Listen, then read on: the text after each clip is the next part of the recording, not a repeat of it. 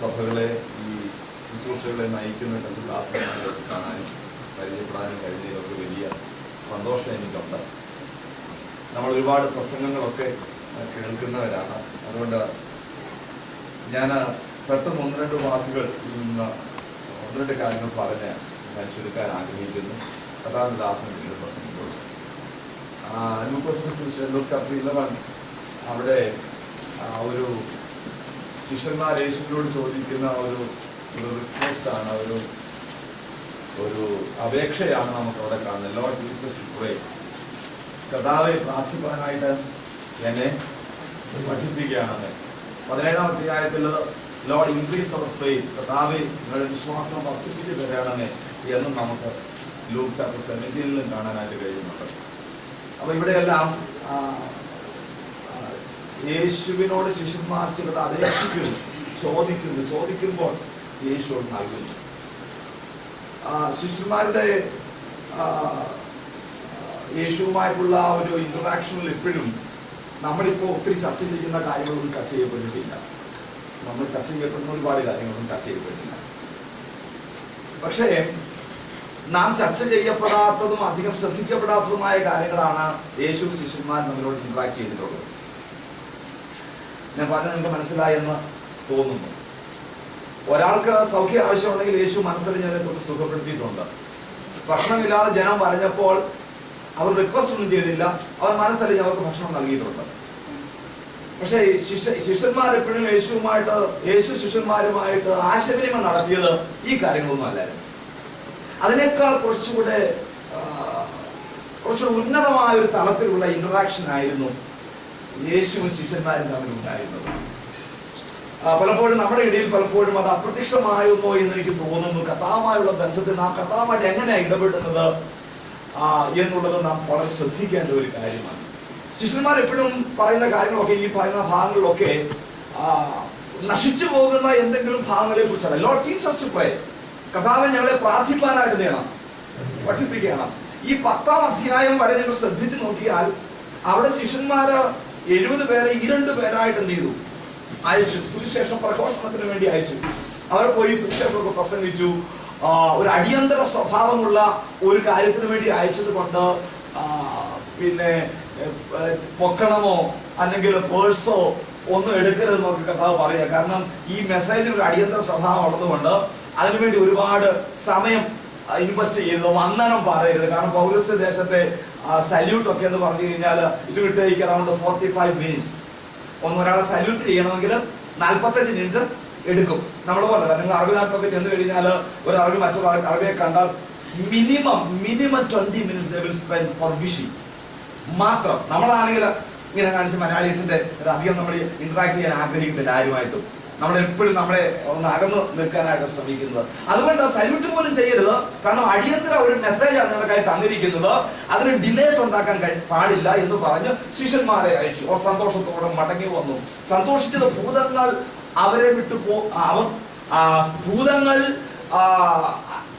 ബാധിച്ച് അനേകര് ഇവിടെ ശുശ്രൂഷയാൽ വിടുതൽ പ്രാപിക്കുന്നതും അനേകര് രോഗസൗഖ്യം പ്രാപിക്കുന്നതൊക്കെ കണ്ട് വലിയ സന്തോഷമൊക്കെ. ഒരു മടങ്ങി വന്നപ്പം യേശുവോട് പറയുക, നിങ്ങൾ സന്തോഷിക്കുന്നതിന്റെ കാരണം എന്നൊക്കെ പറഞ്ഞ് എനിക്കറിയാം.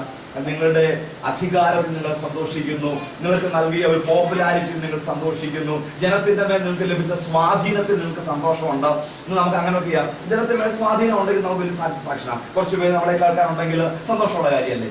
അപ്പൊ ഇതിനൊന്നും അല്ല സന്തോഷിക്കേണ്ടത്, നിങ്ങളുടെ പേര് ജീവന്റെ പുസ്തകത്തിൽ എഴുതുന്നില്ല അത്രേ സന്തോഷിക്കേണ്ടത് എന്നുള്ള ഒരു വളരെ മർമ്മപ്രധാനമായ ഒരു കാര്യം യേശു അവിടെ പറയുകയാണ്. ആ സമയം വരെ ഇവർ സുവിശേഷം പ്രസംഗിച്ചപ്പോഴും they don't know how to pray. അവർക്ക് പ്രാർത്ഥിക്കാൻ അറിയാൻ മേലായിരുന്നു. എനിക്ക് അത്ഭുതം തോന്നി. അപ്പം പ്രാർത്ഥിക്കാത്ത ഒരു വ്യക്തിക്കും ഒരു പക്ഷേ എന്ത് ചെയ്യാൻ കഴിയും? സുവിശേഷം പ്രസംഗിക്കാൻ കഴിഞ്ഞേക്കാം. ഒരു പക്ഷേ രോഗികളെ കൈവച്ച് പ്രാർത്ഥിക്കാൻ കഴിഞ്ഞേക്കാം. ഒരുപക്ഷെ ഭൂതങ്ങൾക്ക് വേണ്ടി ശാന്തിക്ക് വേണ്ടി പ്രാർത്ഥിക്കാൻ കഴിഞ്ഞേക്കാം. അവരൊക്കെ ഒരുപാട് ആത്മീയരെന്ന് നമുക്ക് ധരിച്ചേക്കാം. പക്ഷെ ദൈവവുമായി ഇന്ററാക്ട് ചെയ്യാനായിട്ടുള്ള കഴിവ് അവർക്ക് ഇല്ലായിരുന്നു. അത് യേശു ഒരിക്കലും അവർ പഠിപ്പിച്ചു കൊടുക്കുന്നില്ല. എപ്പോൾ യേശു അവനോട് അവർ ചോദിച്ചു, അപ്പോഴാണ് യേശു എന്ത് ചെയ്യുന്നത്? നിങ്ങൾ ഇവണ്ണം പ്രാർത്ഥിപ്പിനെന്ന് പറഞ്ഞു പഠിപ്പിക്കുന്നത്. അവിടെയുള്ള പ്രാർത്ഥന 2 ഭാഗങ്ങൾ മാത്രം ഞാൻ പറഞ്ഞു നിർത്തുകയാണ്. 2 ഭാഗങ്ങൾ. ആദ്യത്തെ ഭാഗം എന്ന് പറഞ്ഞാൽ to meet the need of God. ദൈവത്തിന്റെ ആവശ്യം നിറവേറ്റപ്പെടേണ്ടതിനാണ് നാം പ്രാർത്ഥിക്കേണ്ടത്. നമ്മളെപ്പോഴും പ്രാർത്ഥിക്കുന്നത് എന്തിനു വേണ്ടിയാണെന്നറിയാമോ? നമ്മുടെ ആവശ്യങ്ങൾ നിറവേറപ്പെടാനായിട്ടാണ്. കർത്തൃ പ്രാർത്ഥന എന്ന് പറയുന്ന എല്ലാ പ്രാർത്ഥനയുടെയും ഒരു ഫ്രെയിം, അടിസ്ഥാനമാണ്. നമ്മളൊക്കെ സമുദായങ്ങളൊക്കെ വിട്ടു കഴിഞ്ഞ് പോയപ്പം നമ്മളെ ആളുകളൊക്കെ അന്ന് കർത്തൃപ്രാർത്ഥനയൊക്കെ ചൊല്ലിയിരുന്നു. അതുകൊണ്ട് ഇനി അത് ചൊല്ലണ്ടെന്ന് കരുതി ചൊല്ലാതിരിക്കരുത്, മനപ്പാഠം പഠിക്കുക. 23-ാം സങ്കീർത്തനം നിങ്ങൾക്ക് മനപ്പാഠം പഠിക്കാമെങ്കിൽ എന്തുകൊണ്ട് ലൂക്കോസിന്റെ സുവിശേഷം 11-ാം അധ്യായത്തിലെ കർത്തൃപ്രാർത്ഥന മനപ്പാഠം പഠിച്ചുകൂടാ? അത് പ്രാർത്ഥനയുടെ ഒരു അടിസ്ഥാന ഒരു ഫ്രെയിമാണത്. അതിനകത്ത് നിന്നുകൊണ്ട് മാത്രമേ പ്രാർത്ഥന ഡെവലപ്പ് ചെയ്യാനായിട്ട് തിരുവചനം നമുക്ക് ഒരു പെർമിഷൻ നൽകുന്നുള്ളൂ. അതുകൊണ്ട് പ്രാർത്ഥനയിൽ ആദ്യം ചെയ്യേണ്ടത് ദൈവത്തിന്റെ ആവശ്യം നിവർത്തിക്കുക എന്നുള്ളത്. ദൈവത്തിന് എന്താ ആവശ്യം നിങ്ങൾ ചോദിക്കും? യാതൊരാളുകളെ സൃഷ്ടിച്ച ദൈവത്തിന് എന്തെങ്കിലും ആവശ്യമുണ്ടോ?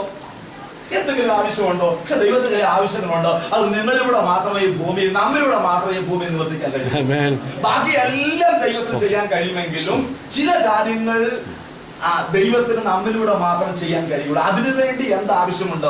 ദൈവവുമായി നല്ല ഒരു ഇന്ററാക്ഷൻ ആവശ്യമുണ്ട്. ദൈവവുമായി നല്ലൊരു പങ്കിടൽ ആവശ്യമുണ്ട്. നമ്മുടെ പ്രാർത്ഥനയൊക്കെ ആർജനത്തിന് വേണ്ടിയാ, ലഭിക്കാൻ വേണ്ടിയുള്ള പ്രാർത്ഥന അല്ലെ? To receive something. 2 രാജകുമാരുടെ പുസ്തകം 4-ാം അധ്യായത്തില് എലീശാ പ്രവാചകന്റെ ശിഷ്യനായിരുന്ന ഒരു ദൈവദാസൻ പെട്ടെന്നൊരു മൃത്യു ഉണ്ടായി. ഓൾ ഓഫ് സഡൻ അദ്ദേഹം ഈ ലോകത്ത് നിന്ന് മാറ്റപ്പെട്ടു. ഭാര്യ വിധവയായ 2 ആൺമക്കളുണ്ട്. ഈ 2 ആൺമക്കളെ അടിമകളാക്കാനായിട്ട് കടത്തിന് പകരം മേടിച്ചോണ്ട് പോകാനായിട്ട് കടക്കാർ അവിടെ വന്നെങ്കിൽ എന്ത് ചെയ്യാം? വീടിന്റെ വാതുക്കൽ നിൽക്കുക. അക്കാലങ്ങളിൽ സ്ത്രീ എന്ന് പറഞ്ഞു കഴിഞ്ഞാൽ അവരുടെ ഇൻഷുറൻസ് എന്ന് പറഞ്ഞു കഴിഞ്ഞാൽ ആൺമക്കളാണ്, ഭർത്താവ്, പുരുഷന്മാരാണ്. ഇന്നൊരു സ്ത്രീക്ക് തന്നെ ജീവിക്കാനുള്ള സാഹചര്യങ്ങളൊക്കെ ഉണ്ട്. അന്ന് LICയോ അങ്ങനെയുള്ള ഇൻവെസ്റ്റ്മെന്റ് പ്രോഗ്രാംസ് ഒന്നുമില്ല. പുരുഷനാണ് ഒരു സ്ത്രീയുടെ ഇൻവെസ്റ്റ്മെന്റ്. അപ്പോ തന്റെ ഭർത്താവ് നഷ്ടപ്പെട്ടു. ഇനി ആകെ ആശ്രയം ആരാണ്? ഈ 2 ആൺമക്കൾ. ഇവരെ പിടിച്ചോണ്ട് പോയി കഴിഞ്ഞു കഴിഞ്ഞാൽ ആകെ പ്രയാസമായി തീരും. അതുകൊണ്ട് ഓടി എന്ത് ചെയ്തു? തന്റെ ഭർത്താവ് താമസിച്ചിരുന്ന എലീശാ പ്രവാചകന്റെ അടുക്കൽ ചെന്നിട്ട് പറഞ്ഞു, പ്രവാചക, ഞാൻ മുൻപ് പറഞ്ഞ കാര്യങ്ങൾ ഇതാണ്, ഇങ്ങനെയൊക്കെയാണ് സംഭവിച്ചിരിക്കുന്നത്. പെട്ടെന്ന് നിനക്കറിയാമല്ലോ, എന്റെ ഭർത്താവ് നിന്നെ സേവിച്ച് കർത്താവിന്റെ വേല ചെയ്തിരുന്നു. പെട്ടെന്ന് അപമൃത്യു ഉണ്ടായി. 2 മക്കളെ പിടിക്കാനായിട്ട് ആളുകൾ അവിടെ വന്ന് നിൽക്കുകയാണ്. ഇത്ര മാത്രമേ പറഞ്ഞു, ഒന്നും അപേക്ഷിച്ചില്ല. ജസ്റ്റ് അവരുടെ ഹൃദയം എന്ത് ചെയ്തു? പ്രവാചകന്റെ മുൻപിൽ പകർന്നു. നമ്മുടെ പ്രാർത്ഥന പലപ്പോഴും ഈ പറഞ്ഞ പോലെ അങ്ങ് അപേക്ഷയുടെ ഒരു വലിയ ഒരു നിര തന്നെയാണ്. പക്ഷെ പലപ്പോഴും അപേക്ഷയേക്കാൾ ദൈവം ആഗ്രഹിക്കുന്നത് ദൈവത്തോട് നമ്മുടെ ഹൃദയം ഒന്ന് പകരുക എന്നുള്ളതാണ്. നമ്മുടെ കുഞ്ഞുങ്ങൾ അവരുടെ ആവശ്യങ്ങൾക്ക് വേണ്ടി നമ്മൾ അപേക്ഷിക്കാറില്ല, അവർ നമ്മോട് അത് ഷെയർ ചെയ്യാറുള്ളത്. അപേക്ഷിക്കുന്ന ശീലം നമ്മുടെ കുടുംബത്തിലുണ്ടെങ്കിൽ അത് തെറ്റാകട്ടോ. അവൻ അപേക്ഷിക്കാനായിട്ട് ഒരു പെർമിഷൻ ഇല്ല, ഷെയർ ചെയ്യുക. ഷെയർ ചെയ്തപ്പോൾ പ്രവാചകൻ പറയാ, ഞാൻ എന്താ നിനക്ക് വേണ്ടി ചെയ്തു തരേണ്ടത്? He things it himself. അവനോട് തന്നെ ചോദിക്കുക, എന്താ ഞാൻ നിനക്ക് ചെയ്തു തരേണ്ടത്? നിന്റെ വീട്ടിൽ എന്താ ഉള്ളത്? ഉടനെ പറയുക, ഒറ്റ ഭരണി, എണ്ണയോ, ഒരു ഭരണിയുണ്ട്, അതിനകത്ത് കുറച്ച് എണ്ണയുണ്ട്. അതിന്റെ അർത്ഥം ഈ ഭരണിയും കൂടെ വിൽക്കാനിരുന്നതാണ്. പക്ഷെ ഇതിനകത്ത് എണ്ണ ഉള്ളതുകൊണ്ട് എന്തില്ല, വിൽക്കാൻ പറ്റിയിട്ടില്ല.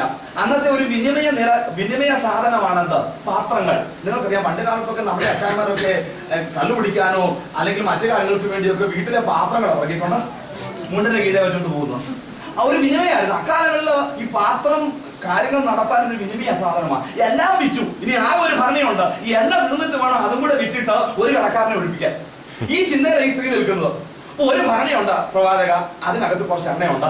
അതിന്റെ അർത്ഥം ഇതായിരിക്കണം, ഈ എണ്ണ തീർന്നിട്ട് വേണം എനിക്ക് ഭരണി ഒന്ന് വിൽക്കാൻ. അതായിരിക്കാം അവളുടെ ആത്മഗതം എന്ന് ഞാൻ മനസ്സിലാക്കുന്നു. അപ്പൊ പ്രവാചകൻ പറയാ, ഒരു കാര്യം ചെയ്യുന്നേ, നീ അടുത്ത വീട്ടിലൊക്കെ ചെന്നിട്ട് പാത്രങ്ങളൊക്കെ വാങ്ങിക്കുക. സത്യം പറഞ്ഞാൽ എനിക്ക് തോന്നുന്നില്ല അവളുടെ ബുദ്ധിക്ക് നിരക്കുന്ന ഒരു അഡ്വൈസ് ആണ് പറഞ്ഞതെന്ന്. കാരണം കടം കയറി മുടിഞ്ഞിരിക്കുന്ന ഒരു വീട്ടിലെ ഒരു വനിത, ഒരു കുടുംബനി ചെന്നിട്ട് അടുത്ത വീട്ടിലെ പാത്രങ്ങളൊക്കെ ചോദിക്കുക എന്ന് പറഞ്ഞു കഴിഞ്ഞാൽ കൊടുക്കുന്ന പ്രശ്നമേ ഇല്ല. കടം കയറി മുടിഞ്ഞൊരു 100 രൂപ ചോദിച്ച് നമ്മളെ എടുക്കുവാൻ നമ്മൾ കൊടുക്കുമോ? പ്രിയപ്പെട്ടവര്, കൊടുക്കത്തില്ല. തിരിച്ചു കിട്ടാൻ മാർഗമൊന്നും ഇല്ല. അതുകൊണ്ട് അവർ വിലയേറിയ പാത്രങ്ങൾ എങ്ങനെ കൊടുക്കും? പക്ഷേ ബുദ്ധിക്ക് നിരക്കാത്ത ഒരു കാര്യം പ്രവാചകൻ പറഞ്ഞിട്ടും അവൾ അതുപോലെ അനുസരിക്കുകയാണ്. അവൾ ഒട്ടും അതിന് സംശയം പ്രകടിപ്പിച്ചില്ല. പ്രവാചകൻ പറഞ്ഞ വാക്കിനാൽ അവൾ ചെന്ന ചുറ്റുപാടുമുള്ളവരോട് പാത്രങ്ങൾ ചോദിച്ചു. നമുക്കറിയാം, അവരെല്ലാവരും പാത്രങ്ങൾ എന്ത് ചെയ്തു?